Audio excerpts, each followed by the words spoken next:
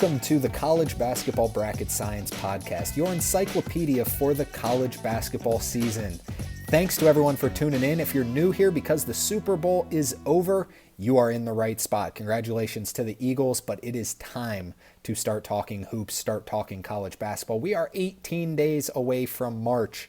We are just over a month from Selection Sunday. It's starting to get real. It's starting to get exciting. If you're new here, be sure to hit that like and subscribe button so you can stay up to date for all things college hoops as we talk about, results, predictions. We talk bracketology just about every other day now on our Instagram, on our Twitter, on our TikTok, and about twice a week here on the College Basketball Bracket Science Podcast. So be sure to hit those post notifications and such. So the layout for today's show, we're going to talk about the top two teams in the country losing on Saturday. That was Duke and Auburn. Both fell. We got the new AP poll released after these results. We'll talk about that a little bit, and then we'll talk about our rankings, which is of course better than the AP poll because the AP poll doesn't seem to watch that much college basketball as it seems. After that, we are going to dive into the meat of the show, which is bracketology and bubble watch. We'll go 1 through 68 with matchups. We're going to see, we filled out the bracketology graphic. It's posted on our Instagram, Twitter, TikTok. Go check those out. It's posted on there right now with the potential matchups you might be seeing come March. Now, it's obviously changing every single day, but it's kind of fun to look ahead. And then, of course, we will talk about the week slate of results for this upcoming week. It's kind of a slower week in hoops. Tuesdays are always great, but outside of that, it's a little bit of a slower week this week. But still, some good matchups that will influence some seed lines. So before we dive into it, we're going to be ad-free. Be sure to like and subscribe as mentioned. It really helps us out. Stay up to date on college hoops. Follow us on social media at Bracket Science with 2 S's.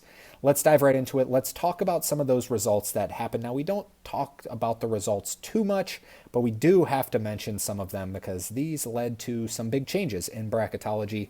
Starting with the number 1 team in the nation, Auburn hosted number 6 Florida and lost at home 92-81. Great performance by Walter Clayton Jr. and Alex Condon for Florida. Auburn, this seemed to be just kind of a wake-up call. They've been cruising through the best league potentially of all time.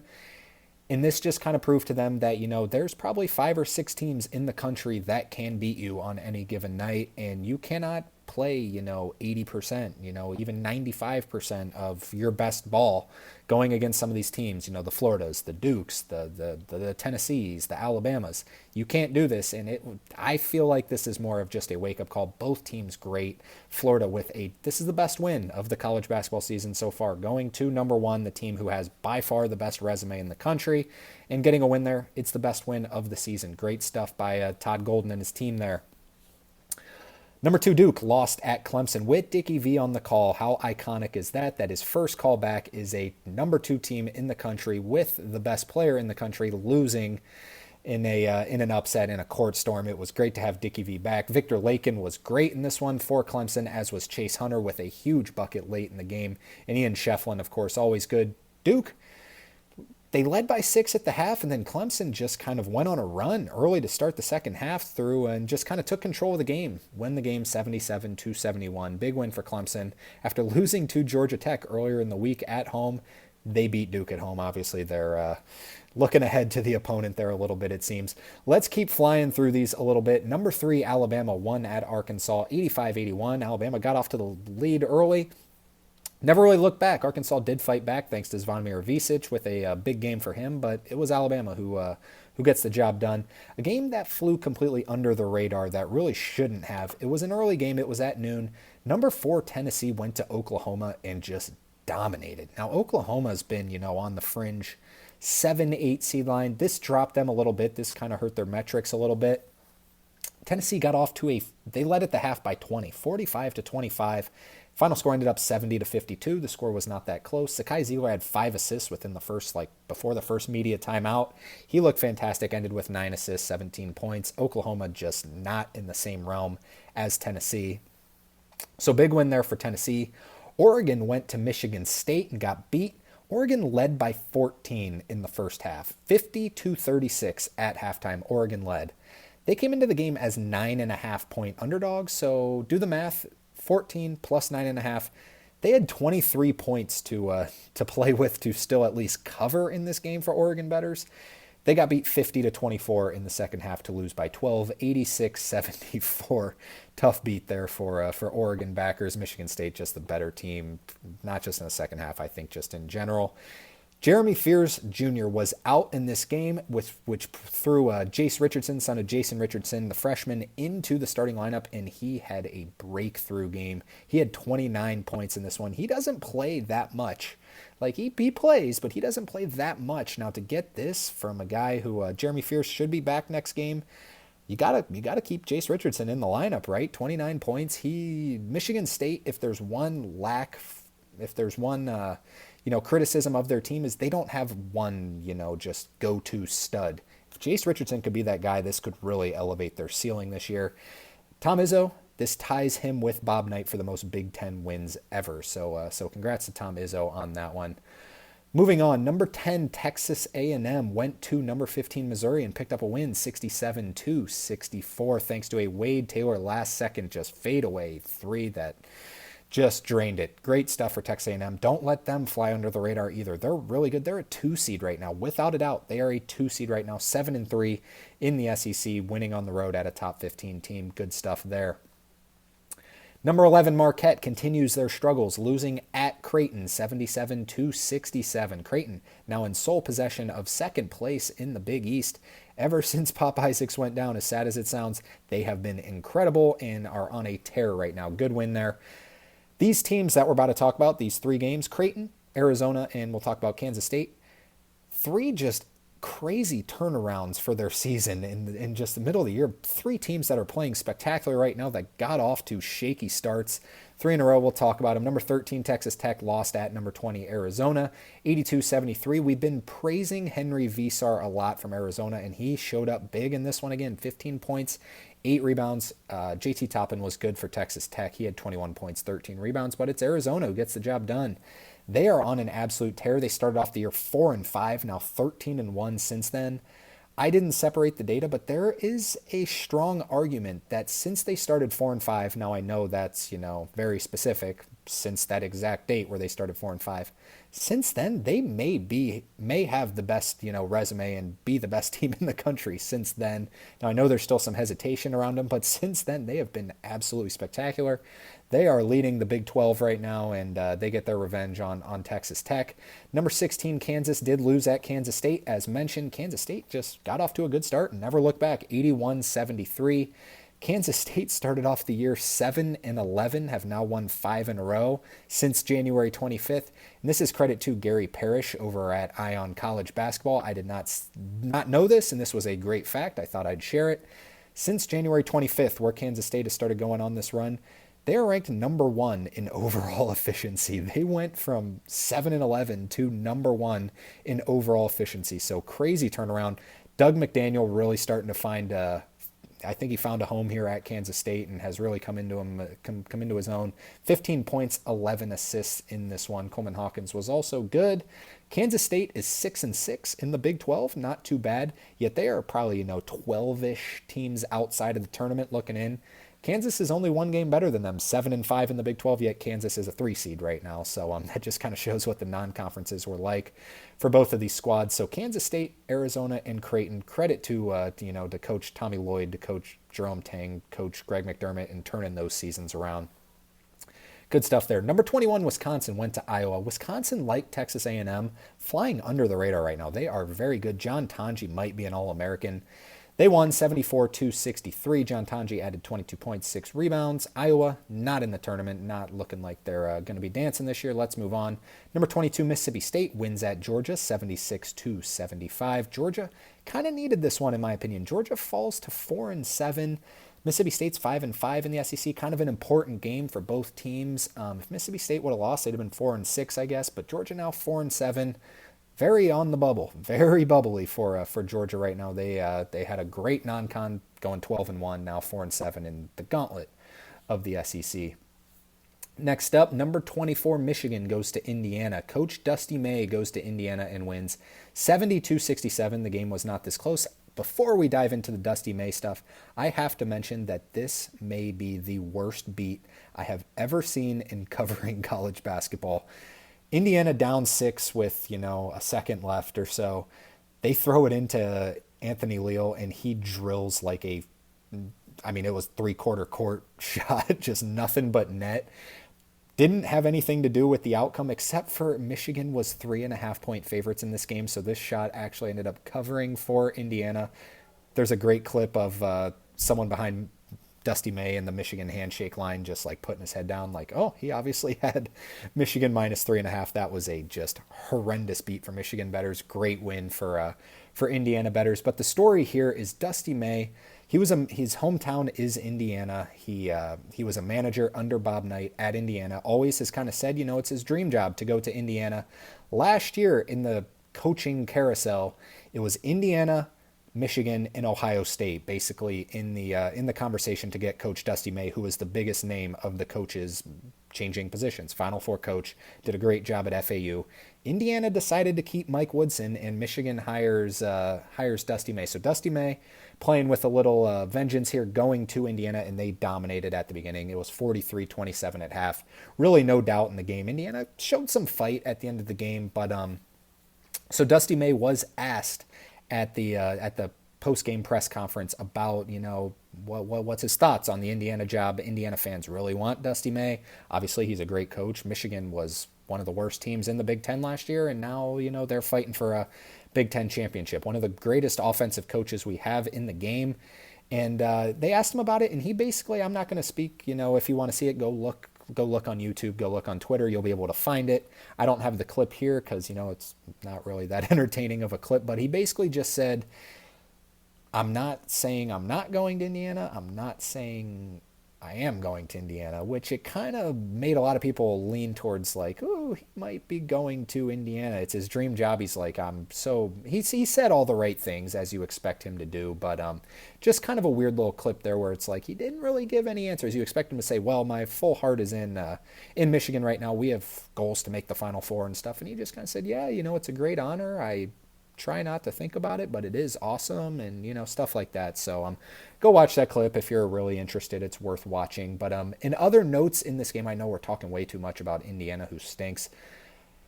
I don't know if it was Mike Woodson or Indiana's administration or whatever, but they decided to not do a post-game press conference. Now, this is his first time to speak publicly since they announced that he will not be coming back next season.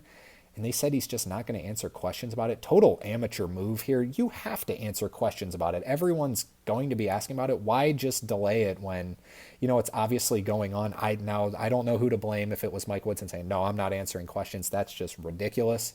Or if it was Indiana's administration, that's also ridiculous. You have to have your guy out there, saying, as bad as he's been, he's getting paid a ton of money, and they just seem to take the easy way out in this one. He's getting paid a ton of money, got a ton in NIL this year to build a good roster, and they still stink, and he's not going to answer questions afterwards about, what it meant for him to be at Indiana, just simple questions like that, but it just seemed like such an amateur move. Anyways, I'm tired of talking about Indiana. They are so incredibly disappointing. Good win for Michigan in this one. A very bubbly game that flew under the radar. Texas goes to Vanderbilt and loses 86-78. Vanderbilt and Texas battling in like the last 10 seed, first 11 seed, stay out of the first 4 games. Vanderbilt wins 86-78, and this kind of puts them a little bit ahead of Texas, in my opinion. Rodney Terry is... It's almost like he's not the worst X's and O's coach. He's just like almost not a motivator or something. I don't know what it is, but I'm not a big fan of what's going on over there in Texas, because I think this is a pretty talented team. And, Vanderbilt, good win. Great win, don't get me wrong. But stories with a little bit of Texas here. If they miss the tournament, there might be fireworks. UCF is in desperate need of wins. They did not get one at Baylor. Baylor wins 91-76. Big news for Baylor, though. Josh Ojanwuna looking like he's going to miss the remainder of the season. Baylor's been battled with injuries all year. Langston Love, Jeremy Roach, now losing him. It's been a tough one this year for Baylor. They're still in the tournament, but UCF really starting to fall off as well. North Carolina beats Pitt at home by a thread, 67-66. Pitt, what an absolute fall off for Pitt. They are so far outside the conversation right now. North Carolina is still in it. Like we mentioned at the start of the show, bubble teams are bad. They're not as good as you think they are. North Carolina still has a chance, but they do not look like a very good basketball team. My goodness, Cade Tyson, what a... We're not going to hate too much. Let's move on. BYU loses at Cincinnati. BYU is, one of the first couple teams out. Cincinnati's pretty far off, but Cincinnati's starting to play better as of late. They win 84-66. Cincinnati is a horrible offensive team all year except the last two games. They scored 84 in this one. The game before was 92 or 93 something. But they're starting to play better offensively. Jizzle James and Day Thomas now starting together, so that seems to be a little bit of the difference there. They have a fighting hope. Still not even as good a chance as BYU, even though they just beat them, because Cincinnati's 4-8 in the Big 12. Kind of disappointing. UC San Diego went to UC Irvine in a Big West clash here. Two of the best mid-majors in the country. UC Irvine beat them earlier in the year. UC San Diego got them this time, 85-67. UC San Diego and UC Irvine are now tied for the Big West. The winner of this conference will be a 12 seed, if it's one of these two teams, obviously, in the conference tournament, or even UC Riverside, pretty good team to know. So the UC's doing pretty good for themselves. But in terms of at-large, they'll be a popular pick to win as a 12-5 upset. At-large, there's a chance UC San Diego could do it. They're probably 6-ish teams out right now if UC Irvine gets that automatic bid. But saying that would mean that UC San Diego loses to UC Irvine in the Big West. So I don't know if I see it. I wish it was the case, but I think it's going to be a one-bid Big West, quite honestly. Then San Diego State lost at Colorado State 68-63. Some people saying Colorado State might be a sneaky team to steal a bid in the Mountain West Conference Championship. I don't see it. I don't think Colorado State's very good, and San Diego State, this kind of just said more about them than Colorado State. You needed to win this game. Like your last couple teams in, you needed to win this game against a team who is not near as good as they were last year, and they didn't get it done. Right now, that San Diego State win over Houston on a neutral floor in the Players era is pretty much propelling them into potentially being in the tournament this year, but they're hanging on by a thread. Now let's go out of order real quick, just back to Friday, just to talk about St. John's at UConn. This was currently number 12, St. John's at number 19, UConn. UConn got off to a blazing hot start, but St. John's put in a full court press, the genius of Rick Pitino, and just dominated the rest of the way. St. John's wins 68-62. RJ Lewis hit a nice dagger with a couple seconds left to just put the game out of reach, and just a great drawn-up play by Pitino and his staff there. RJ Lewis had 21 points in this one, 10 of 21 from the field. This St. John's team is really good, and they are in control of the Big East right now. On Sunday, just a couple games to talk about. Rutgers loses at number 18, Maryland. Good recovery win for Maryland. Rutgers, a little sneaky team that, obviously with all their talent, that, got to escape them. Ohio State lost at Nebraska 79-71. Nebraska picks up a big win. Nebraska, they turned their season around. They had a great non-con, got up to a solid seed, and then fell off like crazy to start Big Ten play. Now have redeemed themselves. They're playing a lot better as of late. Bryce Williams, Jawan Gary, really good stuff there. Ohio State loses and may also lose Devin Royal for a little bit. Their power forward who's made a big leap this year. He left the game, did not come back. But Ohio State, I think they're one center short of being truly elite. They're a good team. I think their ceiling could be really good because their guards are really good. Remember, they're still playing without Michie Johnson right now. John Mobley, a guy I would not want to have to defend. He knocks down shots like crazy. And Bruce Thornton, we talk about him a lot. He's so underrated. But Nebraska ends up getting the win here. Both of these teams a 9 seed right now. So nice little tournament game there. Number 17, Memphis beat Temple 90-82. Temple beat them earlier in the year. They get revenge here. And then two other teams we just want to mention that could not afford losses and did. Xavier lost at Villanova 82-68. Xavier's like our fourth team out right now. They needed this one. They needed this one bad. There's still a chance for Xavier, but it would have been a lot better chance if they won at Villanova. Would have been quad one. They would have been looking at either last team in or first team out with a win here. Didn't get it done, and then Arizona State loses at Oklahoma State. Arizona State is continuing to get worse, it seems, under Bobby Hurley. So tough loss there. All right, that's all the results. Let's talk about the AP poll that was just released. Now, we're talking right now about, 7 o'clock on Monday on the East Coast. So I should mention we are not going to talk about the Monday results because I don't know what the Monday results are going to be. We got some decent games. We got North Carolina and Clemson tonight, and Baylor and Houston. So some things are going to be influenced, but we're not going to talk about those because we're recording this a little later than usual because I wanted to wait for the AP poll. But the new AP poll, Auburn is still number one, even with losing at home, which is just crazy and shows how good they've been. 2 is Alabama. Why is this important? Because Auburn plays Alabama on Saturday. We're going to preview that game a ton on our Friday podcast, so come back for that one. That might be one of the best regular season games ever. 1 versus 2. Not only is it 1 versus 2 in one of the best conferences ever, they're rivals. It's crazy. That is going to be an incredible game to watch in Tuscaloosa. 3 is Florida, also in the SEC after their win over Auburn.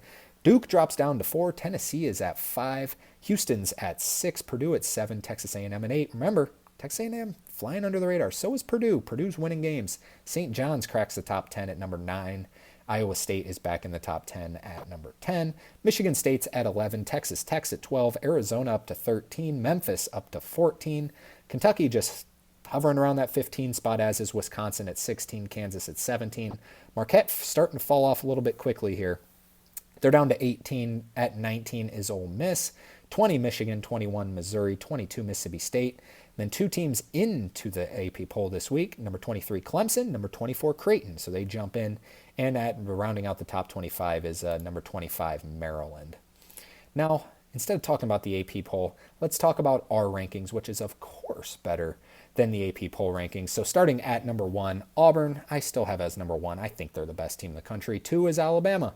Alabama's right there. They are 20-3. Duke, right behind them at 20-3. Florida at 20-3. Tennessee at 20-4 as our 5th team. 6, Houston. 7, Iowa State. I still give credit to Iowa State. They were playing without Milan Momcilovic. As soon as he comes back, they pick up a 30-point win over TCU on Saturday.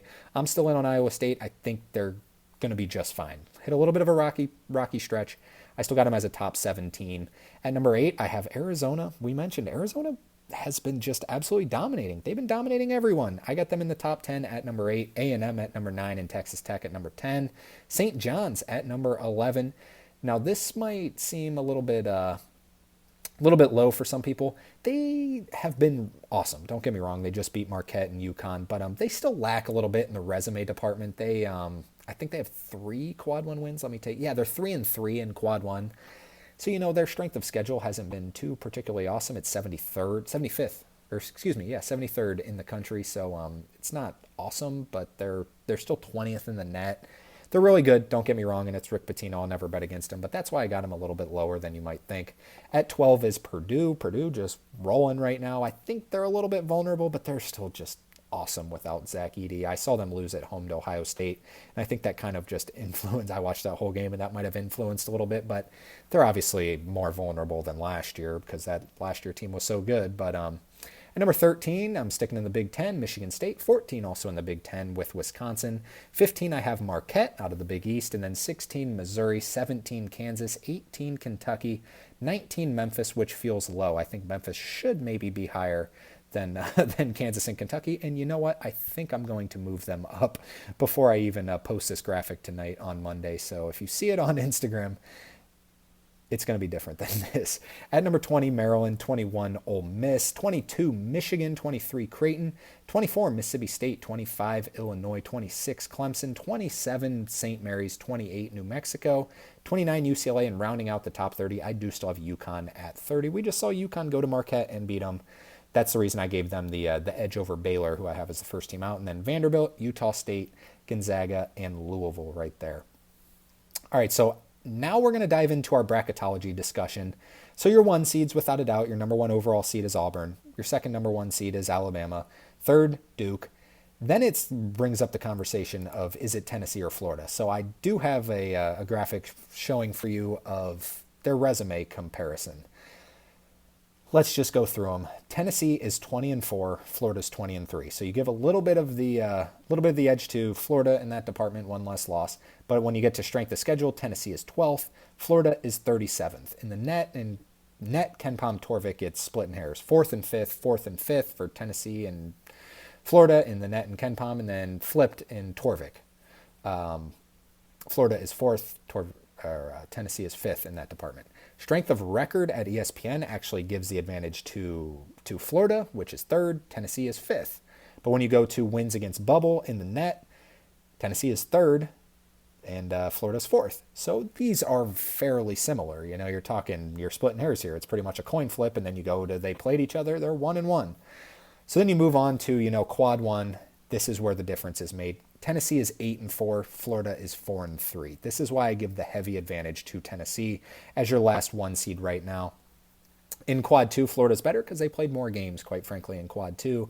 7-0, 2-0. As we mentioned, quad one that's where you want to be. That's where you got to pick up your wins. So I still give it to Tennessee over Florida. 0 losses in quad 3 or 4 for both teams. And also when you take a little deeper dive into both of their resumes, Florida hasn't beaten anyone outside of, obviously the win at Auburn's as good as it gets. Then they beat Tennessee. Outside of that, they haven't beaten anyone who's better than like a 10 seed at the moment right now. They beat Arkansas, Texas, Georgia, Vanderbilt, who are, in the tournament right now. And obviously every game in the SEC is tough. But when you compare that to Tennessee's, where Tennessee has they beat Louisville, who's like an 8 seed. They beat Baylor, who's also like an 8 seed. They beat Illinois, who's like a 5 seed. They beat in Texas, Georgia, Mississippi State, who's like a 7. Missouri's like a fringe 5, 6. Oklahoma's, hovering on that 9, 10 spot. So a little bit more quality wins for Tennessee. That's eventually why you will see Tennessee as my final number 1 seed. But I do have Florida as the first number 2 seed. But rules would restrict them from, there's a bunch of things set up for the bracket committee. So these numbers might be a little bit thrown off. Like it's not just a complete snake draft sort of thing. It is a little bit fluctuated by the rules that the committee has. So your 2 seeds, let's go matchup by matchup. Let's go region by region, starting in the South. So we mentioned the 1 seeds. Auburn taking on the winner of Little Rock and American. Little Rock out of the OVC just picked up a big win over Morehead State, by the way. And then American, or maybe Colgate out of the Patriot League, and an 8-9 just bloodbath. 2 teams where it's like, do you want to see them or do you not want to see them? Based on history, you do not want to see them. Based on this year, this might be your best bet if you're Auburn. UConn and Gonzaga in the 8-9 game. This is just how it fell. I swear I did not mean to put it this way. This is just how it fell. UConn and Gonzaga. So 2 teams with high upside, I guess, but haven't been the part this year. Then in the 5-12 game, Michigan as your 5 seed taking on 12-seeded McNeese out of the Southland. 4-seeded St. John's, who is these asterisks, by the way, I get a lot of questions on them. That means they're the projected conference winners, so it's subject to change. Other teams might squeeze in. Say, for example, Providence somehow wins the Big East. St. John's would still be in, obviously, but Providence would then get that asterisk. Playing 13th seeded Arkansas State. And then the team that Arkansas State beat this year in the 6 seed, 6-11 game, number 6 Memphis, the projected winners of the American, of course, taking on Texas. So Texas barely hanging on by a thread here as our last 4-bye team. In fact, the very last 4-bye team. 3-seeded Arizona taking on Jacksonville State. 7-seeded Mississippi State taking on 10-seeded Utah State. And then 2-seeded Houston, the projected winners of the Big 12, taking on 15-seeded Bryant. Bryant, there's a 15 seed that I could see making some noise. It might be Bryant. They've got some skill there. Let's move on to the Midwest. Your number 2 overall seed, as mentioned, Alabama taking on Omaha, the projected winner of the Summit League. I will say it right now. I don't think Omaha is going to win the Summit League. I think it's going to be South Dakota State or North Dakota State. St. Thomas is in that conversation, but they're not eligible. I think it's going to end up being North Dakota State or South Dakota State, depending on how things fall. In the 8-9 game, 8-seeded Clemson taking on 9-seeded New Mexico, the projected winner of the Mountain West. 5-12 game, 5-seeded Marquette taking on 12-seeded Yale. Yale, the favorite in the Ivy League. Yale is not bad. Don't get me wrong. Yale's never a tough out. This Yale team is not as good as it's been in the past, though, but their net ranking is a little bit high. I don't see Yale winning a game this year in March Madness. This leads to kind of a thought. I think this March Madness is going to be very, very chalky. You might see a couple upsets, maybe a 4 seed loses to a 13 seed, or maybe, one of the 3 seeds show a little vulnerability with, maybe Texas Tech or Arizona goes back to their non-conference play where they weren't great. I wouldn't bet on it, but I think it's going to be a little bit chalky this year. 4-seeded Michigan State taking on 13-seeded Akron, the Zips out of the MAC. Since Duke and Auburn lost this past week, the team with the longest winning streak in the nation, the Akron Zips. How about that? 6-seeded Missouri taking on 11-seeded Drake. Pretty close in location there. Drake, the favorite to win the Missouri Valley. Ooh, that's a little sneaky upset game there. 3-seeded Iowa State taking on 14-seeded Utah Valley, the projected winners of the WAC, not Grand Canyon. Utah Valley is in first in the WAC right now. 7-seeded Creighton taking on 10-seeded Vanderbilt. 2-seeded Texas A&M taking on 15-seeded Cleveland State out of the Horizon, the projected winner there.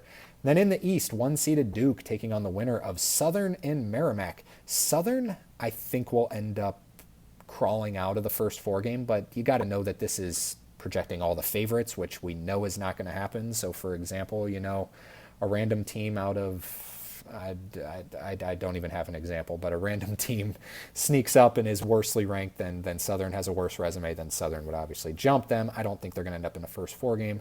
Anyways, moving down in the 8-9 game, a fun one. Baylor taking on Ohio State. 2 teams that seem to have some pretty high upside, but both teams might be lacking a center in that game. I know Aaron Bradshaw's back, but I don't think that's helping too much. And Baylor's going to be without Josh Ojonwina, which is going to force Norchad O'Meara to maybe play the 5. I don't know. I'm curious to see what they're going to do. Moving down, 5-seeded Illinois taking on 12-seeded VCU out of the A10. Now, VCU is actually not leading the A10. It is George Mason. In cases like this, I know Grand Canyon's a big name compared to Utah Valley, but I don't think these teams are that much different. Like, Utah Valley could very easily. I will be surprised if it's not VCU winning I will say this, I will be surprised if it is George Mason winning the A10. They're not a bad team, but I think VCU and, even Dayton, they have a much better chance. So I still gave it to VCU in this scenario. 4-seeded Kentucky taking on 13-seeded High Point.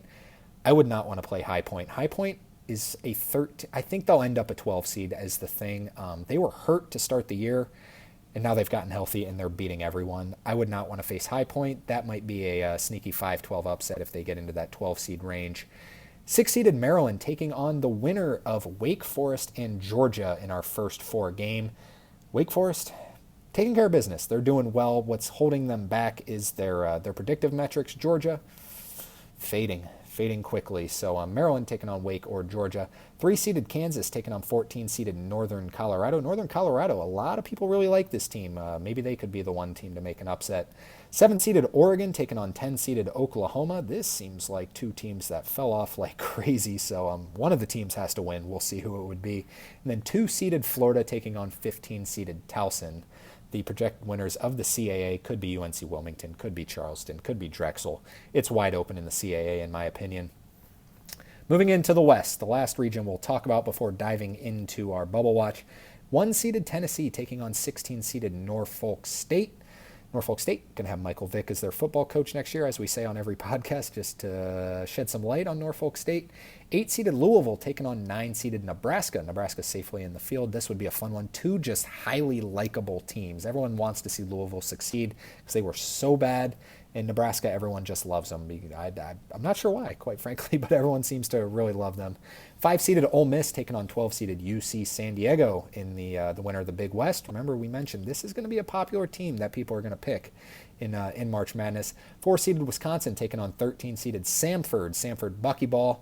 They're projected winners of the SoCon. They got a big matchup, which we'll talk about here in a little bit. But this Samford team, just like we talked about with some chalk, they're not as good as last year's Samford team, I really don't think. Now, they almost won a game in March Madness last year. Maybe should have won thanks to a questionable foul call. But like I said, I think there's going to be a lot of chalk this year. 6-seeded UCLA taking on 11-seeded the winner of San Diego State and Arkansas. I have Arkansas as the last team in. We'll talk about them here in a second. In the bubble watch, we only have 3 more games to get to. Texas Tech as the 3-seed taking on 14-seeded Lipscomb, projected winner out of the ASUN, and then 7-seeded St. Mary's, projected winner of the WCC over Gonzaga, taking on 10-seeded West Virginia, who's hanging on by a thread, and then 2-seeded Purdue, projected winners of the Big Ten, taking on 15-seeded Central Connecticut State. That is the whole whole graphic. It's going to keep changing, but we're starting to get to the point where losses aren't quite all the way seed line losses because there's so much of a resume already built up. So we're starting to get close. Let's move into the bubble watch. Last 4 buys, Oklahoma into the last 4 buys. Their winsable bubble was awesome in the non-con. They won the Battle for Atlantis this year. That's gonna kind of carry a resume because that's a fantastic tournament. So they're still in, but they don't have too much room for error. Next up is Utah State. Now this might seem surprising to some. They're 21-3. Let's talk about their best wins though. So in the non-con, they beat Iowa on a neutral. Hasn't aged pretty much anywhere. They've only played 2 quad 1 games. They are 2-0. So they're 2-0, not bad. They beat St. Bonaventure on a neutral. They're ranked 100th at Ken Pom. Iowa 72nd, by the way. They beat North Texas on a neutral, 64th. So they beat, solid teams. Their losses have come. They lost at home to UC San Diego. They lost at home to New Mexico badly. Then they lost at UNLV. Nothing too awesome there because 2 of them are home, 1's away. Outside of that, they did win at St. Mary's. That's their best win. Outside of St. Mary's, they haven't beaten a tournament team. They beat Nevada, they beat Boise State, but they're not what we expected them to be this year. So outside of St. Mary's, once again. Oh, they did beat, they beat San Diego State at San Diego State. So St. Mary's and San Diego State, they won, but San Diego State might not get in the tournament. I think they will. There's a chance they don't. So in our projected bracket right now, they've beaten a 7 seed and a first 4 team, and that's your only wins. And those are your 2 quad 1 wins, obviously. So Utah State's resume, I know it seems like it should be better because they're 21-3. They're still 52nd at Ken Pom, which isn't too awesome, but good team. But if they don't get in, don't be too surprised. Next up is Vanderbilt. Vanderbilt's still hanging on. And then next up is Texas. Remember we mentioned, very bubbly game. Those 2 teams played each other. Vanderbilt got them. So those are your last 4 buys. Oklahoma, Utah State, Vanderbilt, and Texas.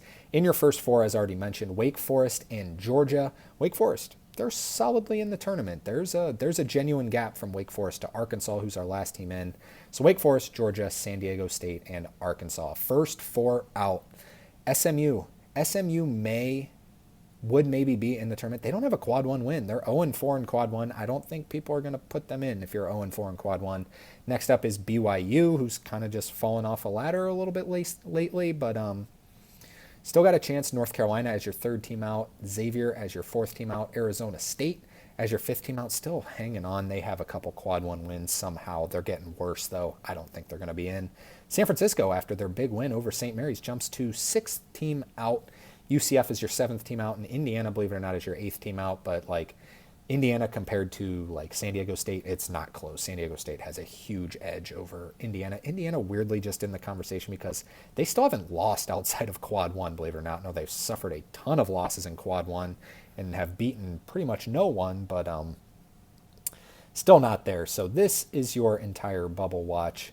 That is the entire bracketology. Now we're going to dive into the games to watch. As mentioned, on Monday, North Carolina played number 23 Clemson. Baylor plays number 6 Houston, so I don't know the results of this game, so we're not going to talk about too much there. Tuesday is the day to know. Let's talk about Tuesday's games. These lines are courtesy of Ken Pom, the opening betting lines. Starting at 7 o'clock on ESPN, a top 15 matchup. Number 5 Tennessee goes to number 15 Kentucky. Tennessee's favored by 2 in that one, even on the road. Number 3, Florida is favored on the road as well at number 22, Mississippi State. Florida favored by 5 on the road. That game's at 7 on ESPN2, so 7 o'clock. We have 3 ranked-on-ranked matchups. The next one being number 7, Purdue going to number 20, Michigan. This is a huge one for who's going to win the Big Ten regular season. This is my most intriguing game of the evening. At 7 o'clock on Peacock, unfortunately, so get that subscription. But Michigan favored by 1. At 7 o'clock on the SEC Network, number 1, Auburn looks to rebound at Vanderbilt. Auburn favored by 11 on the road against a team that's in the tournament right now. So Auburn, still loved by the computers.